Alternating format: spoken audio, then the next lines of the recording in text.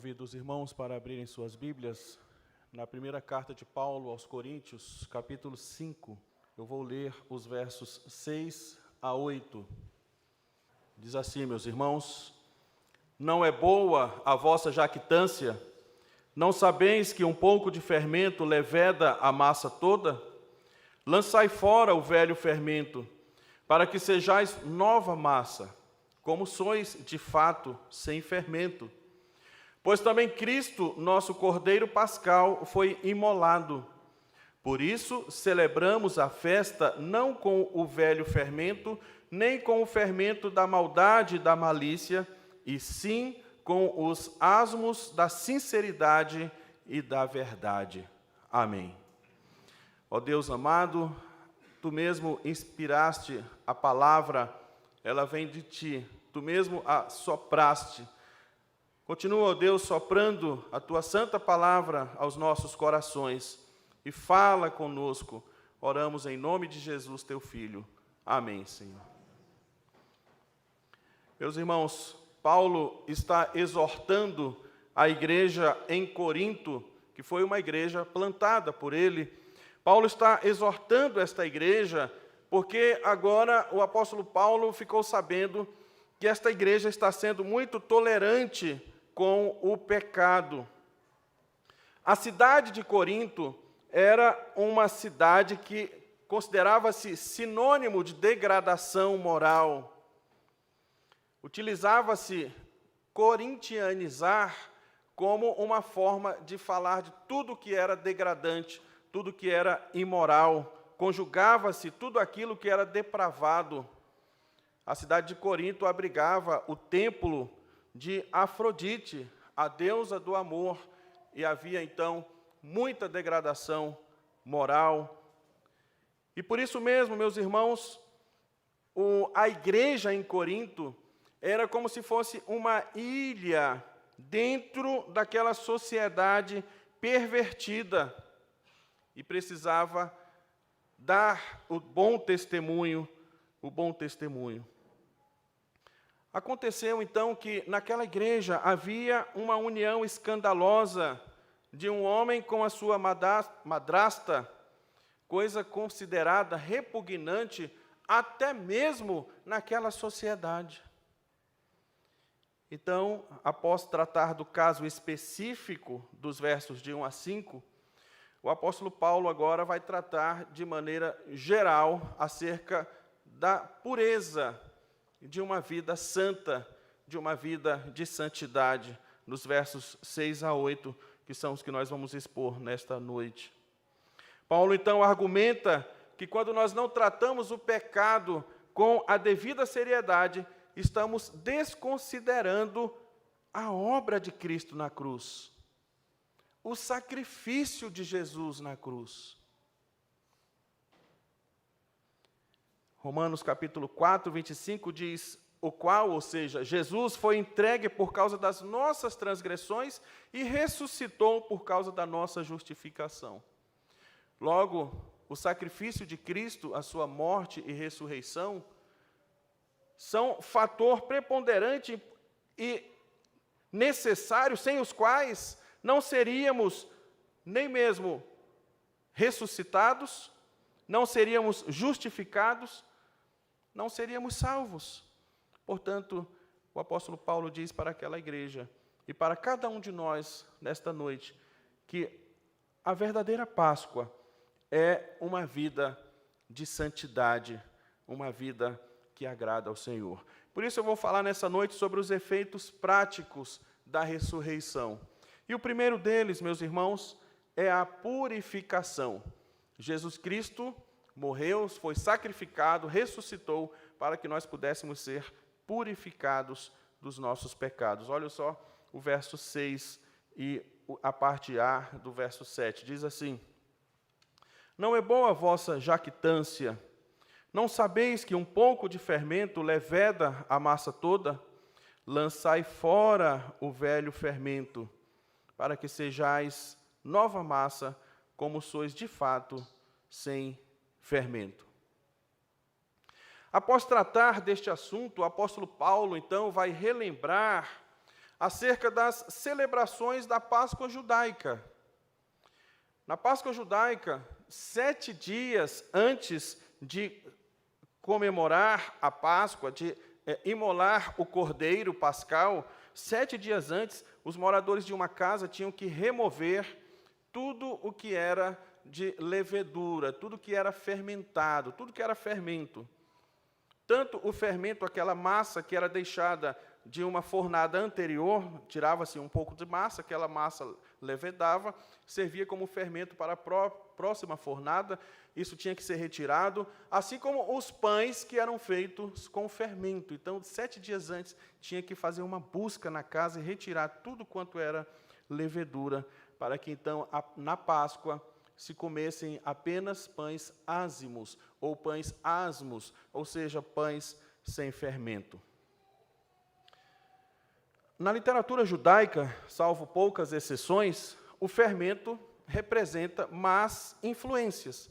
Ora, fazendo-se uma comparação, uma vez que você pega um pouquinho daquela massa fermentada e você põe em uma maior quantidade de massa, e aquela pequena quantidade de fermento leveda a massa toda, faz com que aquela massa cresça, assim também a influência do pecado.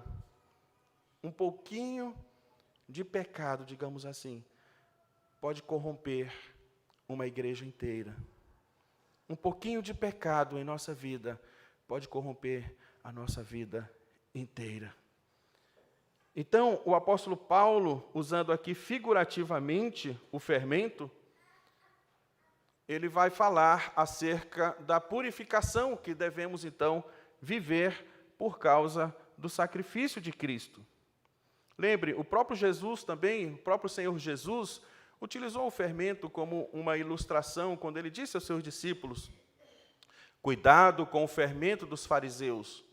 E os discípulos começaram a conversar entre si: será que Jesus está falando isso porque esquecemos de comprar pão? Será que ele está falando acerca de pão? E Jesus depois fala para eles: eu não estou falando acerca de pães, eu estou falando cuidado com a influência, com o ensino, com a doutrina dos fariseus e saduceus. Ou seja, uma doutrina errônea pode corromper a mente dos santos. Assim como Paulo fala em outro lugar, ora, as más conversações corrompem os bons costumes. Então, o que ele está dizendo aqui é que aqueles irmãos de Corinto eram massa sem fermento, ou seja, já haviam sido purificados pelo sacrifício do Cordeiro Pascal, Cristo. Portanto, uma vida de tolerância com o pecado era incompatível com a nova vida que eles receberam. Se ainda houvesse qualquer resquício de paganismo, ou seja, o velho fermento, na vida daqueles crentes, deveria ser lançado fora. Eram crentes, lembrem-se, de uma sociedade altamente pagã, altamente erotizada, altamente depravada. A igreja era uma ilha no meio daquela sociedade. Mas se houvesse dentro da igreja o fermento desta sociedade pagã, poderia corromper toda a igreja. Então, quando a igreja tolera o pecado, ela perde a santidade, ela perde a autoridade, ela perde o poder, ela perde o testemunho. É por isso, então, que Paulo diz: não é boa a vossa jactância, ou seja, o orgulho de vocês. Vocês deveriam se entristecer com esta situação. Vocês deveriam lamentar. Vocês deveriam chorar com esta situação. Mas vocês estão tolerando. Portanto, meus irmãos, devemos tirar das nossas vidas os últimos resquícios, os últimos rastros da maldade. Se deixarmos que uma má influência penetre a igreja, pode corromper toda a igreja, toda a sociedade. É por isso mesmo, então, que ele diz: vocês não sabem que um pouquinho de fermento leveda a massa toda? Vocês não sabem que as más conversações, as más conversas, destroem a santidade? Conversas que não edificam, conversas profanas, piadas imorais, indecentes, programas de televisão, ambientes, eventos, onde se gasta até dinheiro com aquilo que não é pão, para patrocinar aqueles que escarnecem do nome de Cristo. Vocês deveriam lamentar por isso. Não é boa a vossa jactância, não é bom este orgulho. Um pouco de fermento leveda a massa toda. Então, o apóstolo Paulo, ele vai falar agora acerca dos efeitos práticos da ressurreição. E o primeiro efeito prático da ressurreição é a purificação, como falamos. E o segundo efeito prático da ressurreição de Cristo, a nossa Páscoa, é o poder espiritual. Parte B do verso 7 diz assim: pois também Cristo, nosso Cordeiro Pascal, foi imolado. Assim como aquele cordeirinho no Egito, que foi imolado, e que o sangue era aspergido sobre as portas. Assim como aquele cordeirinho livrou o povo de Israel da morte, assim também Cristo, nosso Cordeiro Pascal, nos libertou do poder do pecado. É interessante que a forma verbal aqui, que o apóstolo Paulo usa no Novo Testamento grego, indica um ato definitivo e completo. E os benefícios do sacrifício consumado de Cristo se estendem e se aplicam ao cristão por toda a sua vida, até para os dias atuais. Então, o Cordeiro Pascal, ou seja, Cristo, uma vez que ele foi imolado, seu sangue foi derramado para nos perdoar, para nos lavar, para nos purificar dos nossos pecados. Este sacrifício fora feito de uma vez por todas, não há necessidade de continuarmos sacrificando cordeirinhos, porque os seus efeitos se estendem até os dias de hoje e se estenderão por todo o tempo até quando o Senhor voltar. Aquilo que fora feito há muito tempo, representando a Páscoa, o Cordeiro sendo morto, deve agora tornar-se uma realidade nas nossas vidas. Então, meus irmãos, Paulo está dizendo aqui que Cristo é oferecido, ou que Cristo foi oferecido de uma vez por todas, sendo que os seus efeitos nos alcançaram.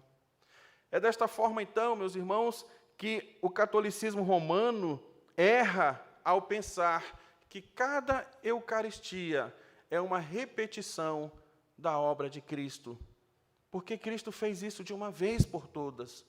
Ele não está repetindo a sua obra, mas os efeitos daquela obra feita lá no passado, aquele sacrifício único e vicário, ou seja, substitutivo, o justo pelos injustos, ele continua com os seus efeitos sobre nós até os dias de hoje. Então, desse modo, o nosso exercício espiritual também deve ser permanente. Se os efeitos do sacrifício de Cristo em nossas vidas são permanentes, o nosso exercício espiritual também deve ser permanente. Todos nós, todos os dias, temos que lançar fora o velho fermento. Todos os dias, vivemos sob os efeitos da Páscoa, e não apenas na Semana Santa. Não apenas na Semana Santa. Uma vez que os efeitos do sacrifício de Cristo são permanentes, todos os meus dias devem ser santos.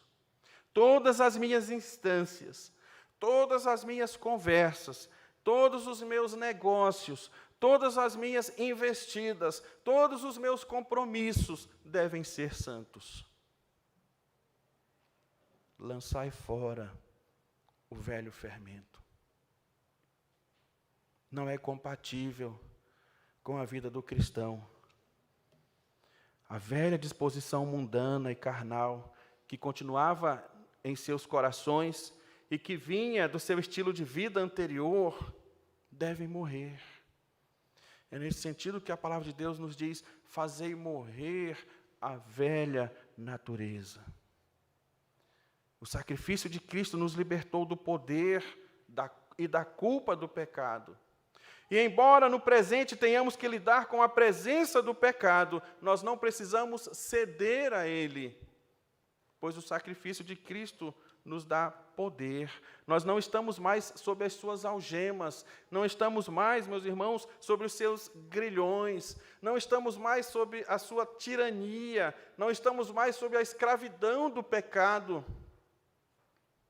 A palavra de Deus diz em Hebreus capítulo 12, desembaraçando-nos de todo peso e pecado que tenazmente nos assedia, corramos com perseverança a carreira que nos está proposta. Estes são os efeitos da Páscoa. Estes são os efeitos do sacrifício de Cristo. Devemos vivê-los. Romanos capítulo 6, verso 14, porque o pecado não terá domínio sobre vós, pois não estáis debaixo da lei, e sim da graça. Efésios capítulo 4, 22, quanto ao trato passado, que vos despojeis do velho homem, que se corrompe segundo as suas concupiscências do engano, e vos renoveis no espírito do vosso entendimento, e vos revistais do novo homem, criado segundo Deus, em justiça e retidão, procedentes da verdade. Colossenses capítulo 3, fazei, pois, morrer a vossa velha natureza terrena, prostituição, impureza, paixão lasciva, desejo maligno, avareza, que é a idolatria. Agora, porém, despojai-vos igualmente de tudo isto: ira, indignação, maldade, maledicência, linguagem obscena do vosso falar. Não mintais uns aos outros, uma vez que vos despistes do velho homem com seus efeitos e vos revestistes do novo homem que se refaz para pleno conhecimento, segundo a imagem daquele que vos criou. Habite ricamente em vós a palavra de Cristo. Instruí-vos e aconselhai-vos mutuamente em toda a sabedoria, louvando a Deus com salmos e hinos e cânticos espirituais, com gratidão em vosso coração. E tudo quanto fizerdes, seja em palavras, seja em ação, fazei-o em o nome do Senhor Jesus, dando por ele graças a Deus Pai. Então, a Páscoa não faria sentido se os seus efeitos não fossem continuados. A Páscoa cristã, uma vez que na Páscoa judaica, todas as vezes, todos os anos, os cordeirinhos tinham que ser mortos. E eles tiravam o fermento apenas naquela semana da Páscoa. A Páscoa cristã, na superioridade da nova aliança, a obra de Cristo foi consumada e os seus efeitos permanecem sobre a vida do cristão. E portanto, é necessário que todos os momentos lancemos fora o velho fermento, e não apenas na Páscoa. Então, os efeitos práticos da ressurreição de Cristo, em primeiro lugar, a purificação. O seu sacrifício nos purificou, o seu sangue nos lavou. Em segundo lugar, nos deu poder espiritual. Não somos mais escravos do pecado. Em terceiro lugar, nos dá alegria duradoura. Verso 8. Por isso, celebremos a festa, não com o velho fermento, nem com o fermento da maldade e da malícia, e sim com os asmos da sinceridade e da verdade. Que bênção! Paulo está falando aqui figuradamente sobre a alegria que temos por sabermos que já estamos limpos do pecado, já estamos livres da culpa do pecado, por sabermos, meus irmãos, que nós agora podemos celebrar a nossa liberdade em Cristo. Podemos celebrar, então, esta festa consagrada tão somente a Ele, esta festa com alegria pela libertação. Assim como o povo de Israel fora liberto do Egito, da escravidão, assim também nós fomos libertos do poder da tirania, das algemas do pecado. E podemos viver para Deus. Paulo não está pedindo aos cristãos de Corinto para que observem a Páscoa judaica de maneira nenhuma, pois nesse caso ele estaria então retornando aos rudimentos, retornando àquilo que era sombra. Mas o que Paulo está dizendo é tão somente que uma característica da Páscoa judaica era a alegria de comemorar a festa dos pães asmos, sem fermento, como lembrança da escravidão, da libertação da escravidão do Egito.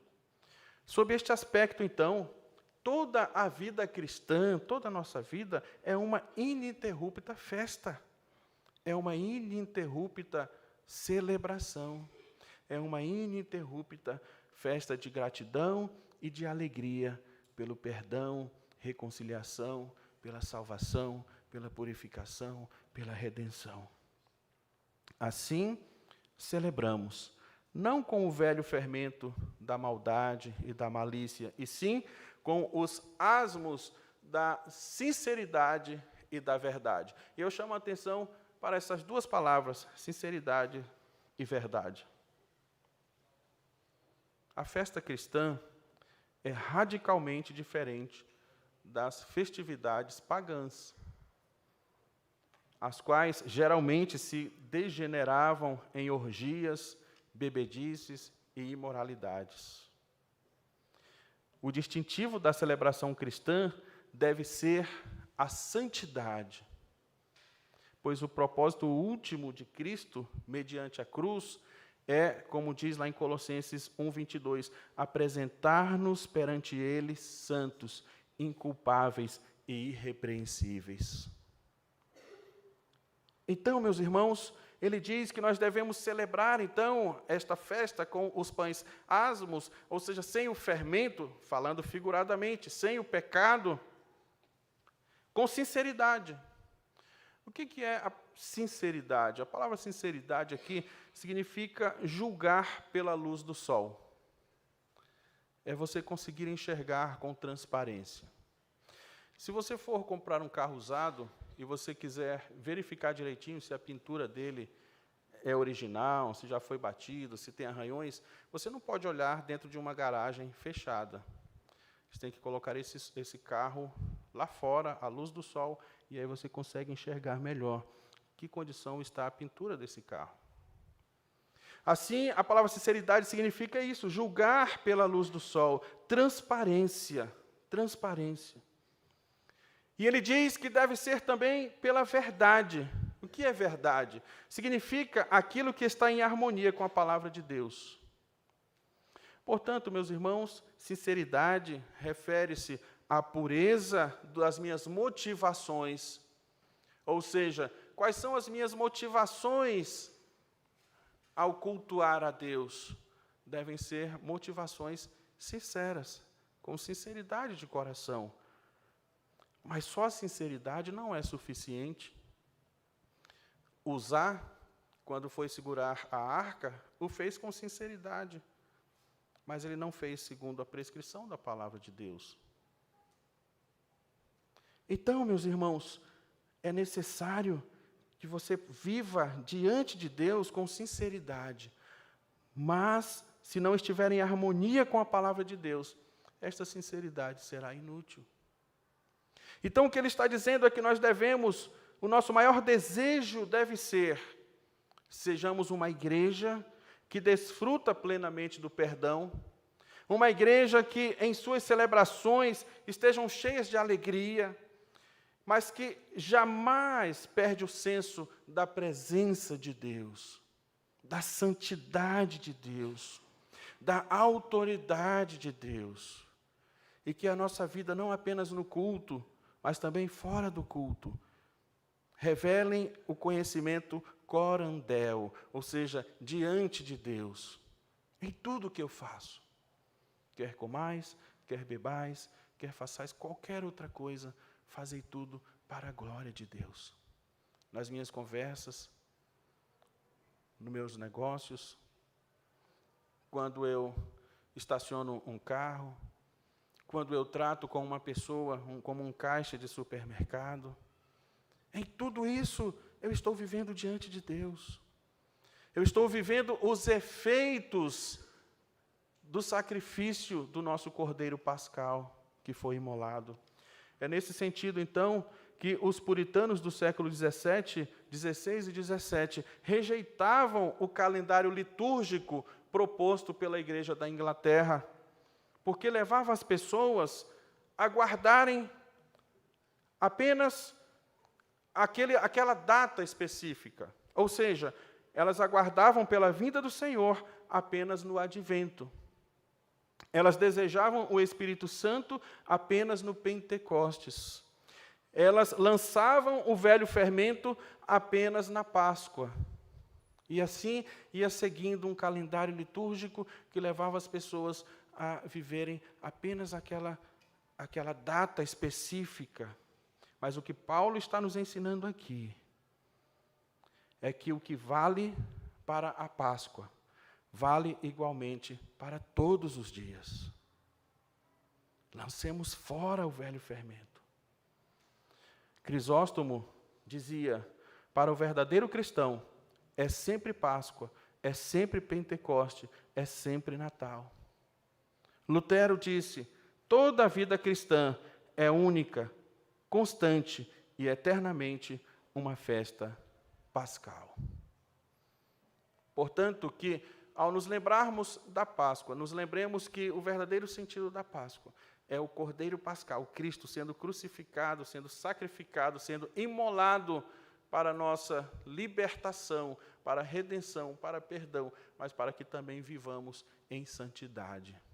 Vivamos para aquilo pelo qual fomos chamados. Para concluir, meus irmãos, apesar de todo o seu pretenso conhecimento, que Paulo chama aqui de jactância, os cristãos em Corinto haviam perdido de vista a centralidade de Jesus.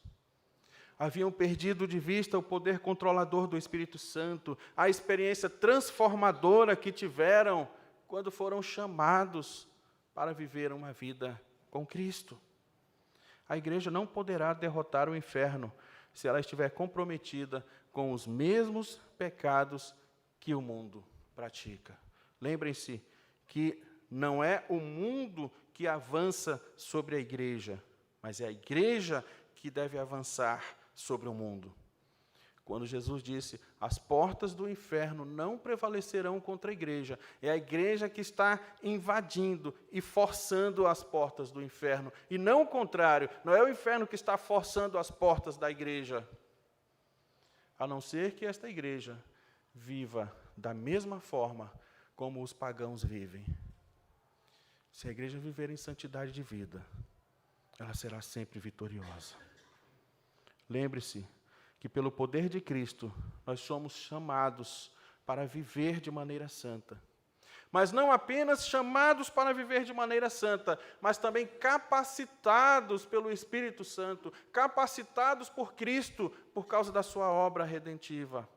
Nós temos o poder de resistirmos ao diabo, ao pecado e a sermos vitoriosos por causa do poder da ressurreição, por causa do nosso Cordeiro Pascal, que fez um único sacrifício, de uma vez por todas, e os seus efeitos permanecem sobre nós, até os dias de Cristo Jesus.